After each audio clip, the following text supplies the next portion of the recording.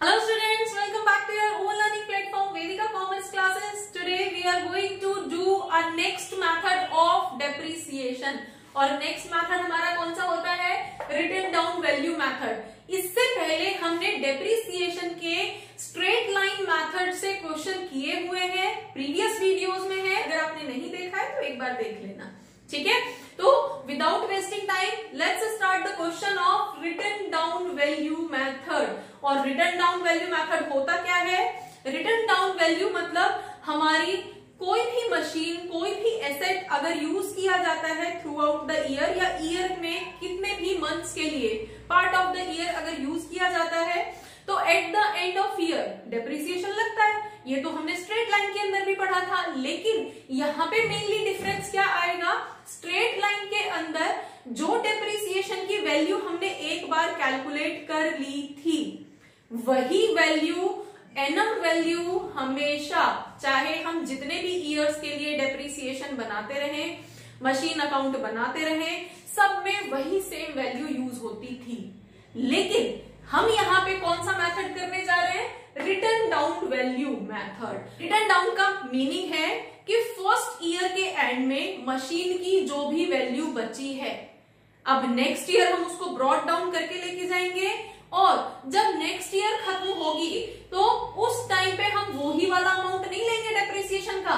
Depreciation calculate करने के लिए हमारी जो नई वैल्यू आई थी मशीन की, जो हम ब्रॉट डाउन करके लेके आए थे, उस पे हम डेप्रिसिएशन कैलकुलेट करेंगे और डेप्रिसिएशन की वैल्यू डिफरेंट आएगी। पहले मेथड के अंदर हम कॉमनली उसी वैल्यू को बार बार रिपीट कर रहे थे, अब यहाँ पे डेप्रिसिएशन की वैल्यू रिपीट नहीं होगी। हर बार, हर फाइनेंशियल ईयर में हमें डेप्रिसिएशन की वैल्यू नई निकालनी पड़ेगी, न्यू डेप्रिसिएशन की वैल्यू आएगी, हर बार चेंज होगी। चलो एक क्वेश्चन करके देख लेते हैं। क्वेश्चन आपकी स्क्रीन पे फ्लैश हो रहा है। तो जैसे हम हमेशा करते हैं, हम अपने क्वेश्चन को पहले ब्रीफ कर लेते हैं साइड में कि क्वेश्चन एक्चुअली है क्या। Question is one boiler was purchased from abroad, 10,000 rupees का खरीदा है, अब्रॉड से खरीदा है बॉयलर, ठीक है। अपडेट क्या है आगे देखेंगे। बॉयलर खरीदा है प्लस अब्रॉड से खरीदा है, वहां से यहां तक उसको शिप करने के चार्जेस भी दिए हैं, वहां से यहां तक आने के लिए शिपिंग चार्जेस भी दिए हैं। तो हमारे पास कॉस्ट क्या हो जाएगी बॉयलर की? कॉस्ट विल बी उसकी ओरिजिनल कॉस्ट प्लस उसको वहां से यहां तक लाने का एक्सपेंस। तो हमारे पास कितना हो जाएगा? 10,000 में तो वो खरीदा था, प्लस 2,000 उसके शिपिंग चार्जेस दिए थे, ओके। देन इंपोर्ट ड्यूटी, अब वहां से किसी फॉरेन कंट्री से यहां पे आ रहा है तो इंपोर्ट ड्यूटी तो देनी पड़ेगी, प्लस हमारी जो इंपोर्ट ड्यूटी थी दैट इज 7,000। एक्सपेंसेस, उसको इंस्टॉल कराने में जो एक्सपेंसेस लगे हैं, तो इंस्टॉलेशन एक्सपेंसेस इक्वल्स टू 1,000, ठीक है।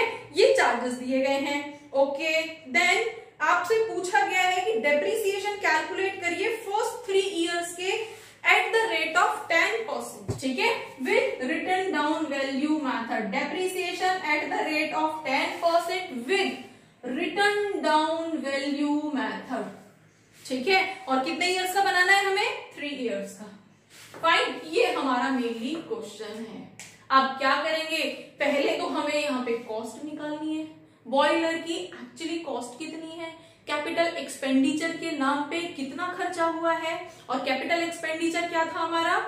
जिस दिन हम मशीन को या बॉयलर को खरीद के लेके आ रहे हैं, उससे रिलेटेड उसी ड्यूरेशन में वहां से अपने ऑफिस में उसे यूज करने लायक बनाने तक आपने जितने भी खर्चे उस पे किए हैं, लाइक आपने वहां से 10,000 में खरीदा, आपने वहां से यहां तक शिपिंग चार्जेस 2,000 रुपीज दिए, अपनी कंट्री में एंट्री करने के लिए इंपोर्ट ड्यूटी 7,000 दी, ठीक है, प्लस उसको अपनी फैक्ट्री में इंस्टॉल कराने के 1,000 दिए।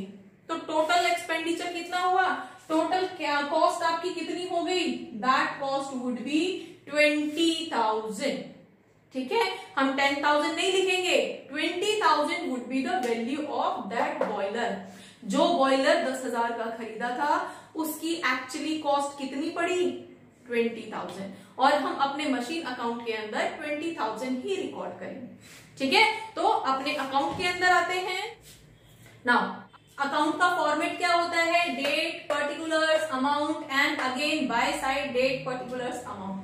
देन हमारी कोई फाइनेंशियल ईयर तो इसमें दी नहीं है, तो 3 इयर्स के लिए बनाना है तो हम ईयर 1, ईयर 2, ईयर 3 ले लेते हैं। तो हम फर्स्ट ईयर, और फर्स्ट ईयर कब से स्टार्ट होती है? हम अप्रैल टू मार्च लेके चलते हैं, तो हमारे पास हम अप्रैल फर्स्ट ईयर ले लेते हैं, जो खत्म कब होगा?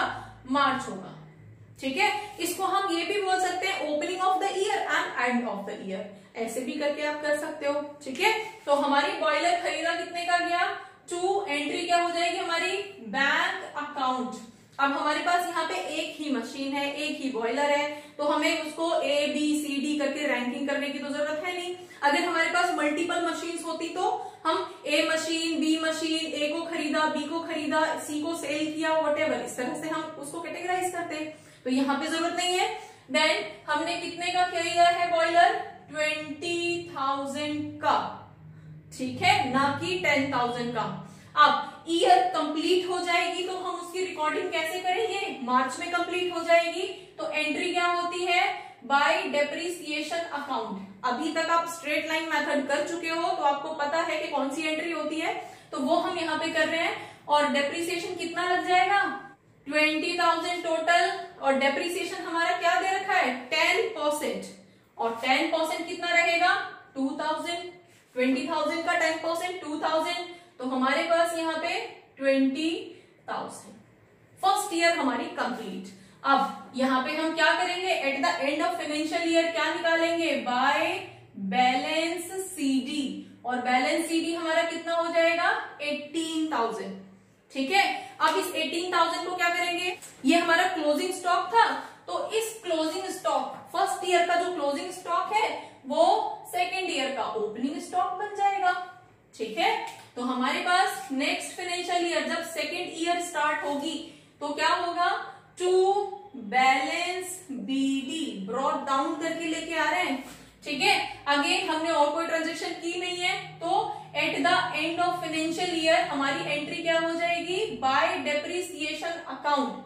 और इस बार डेप्रिसिएशन क्या लगेगा? 2,000 नहीं, 2,000 तो हमारा स्ट्रेट लाइन में होता था, सेम वैल्यू रिपीट तो हमारी स्ट्रेट लाइन में होती थी। तो अब क्या होगी? हमारी जो भी मशीन की वैल्यू बची है उस वैल्यू का 10%। ठीक है, इसी को तो रिटर्न डाउन वैल्यू मेथड बोलते हैं कि जितनी वैल्यू रिटर्न डाउन बची है उस वैल्यू का 10%। तो हमारे पास 18,000 बचा था, 18,000 का 10% इज 1,800। फाइन, अब हम क्लोज कर देंगे ईयर को, दोनों तरफ का टोटल कर देंगे 18,000, बैलेंस निकाल देंगे बाय बैलेंस सीडी, और बैलेंस सीडी कितना आएगा? 18,000 में से जब 1,800 आप माइनस करोगे तो 16,200 आपका बैलेंस आएगा। मतलब at the end of second year machine की या बॉयलर की वैल्यू इतनी बची है। ठीक है, अब ये तो सेकेंड ईयर के एंड में है ना, हमें तो 3 इयर्स का बनाना है, तो हम क्या करेंगे? इसको अगेन ब्रॉट डाउन कर लेंगे, और हमारी एंट्री क्या हो जाएगी? जब हमारी थर्ड ईयर स्टार्ट होगी तो एंट्री क्या होगी? टू बैलेंस सीडी, कितना? 16,200 हमारी वैल्यू बची है। ठीक है, अब क्या करेंगे? अगेन जब ईयर एंड होगी 31 March, whatever the year is, तो हमारा क्या होगा? बाय डेप्रिसिएशन अकाउंट, डेप्रिसिएशन लगेगा, और अब डेप्रिसिएशन की वैल्यू क्या आएगी? इसका 10%। ठीक है, तो क्या होगा? 1620, इसका तो ठीक है 1,620। अब अगेन बैलेंस कर देंगे, तो टोटल हो गया दोनों साइड का। देन अब मार्च में आपका end of the year by balance CD कितनी वैल्यू बची? जब आप 6,200 में से 1,620 माइनस करोगे तो वैल्यू विल बी 14,580 रुपीज की वैल्यू मशीन की बची है। ठीक है, मीन्स 3 इयर्स तक उस बॉयलर को यूज करने के बाद में जो वैल्यू बची है that is 14,580। The only difference between straight line method and written down value method is depreciation amount.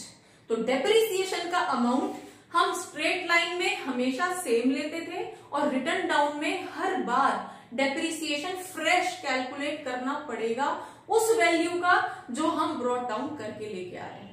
आपको आगे क्वेश्चंस मल्टीपल मशीन्स के भी मिलेंगे, तो आगे की क्लासेस में हम वो भी करेंगे। होपफुली आपको समझ आया होगा। For more keep watching, keep learning. Thank you.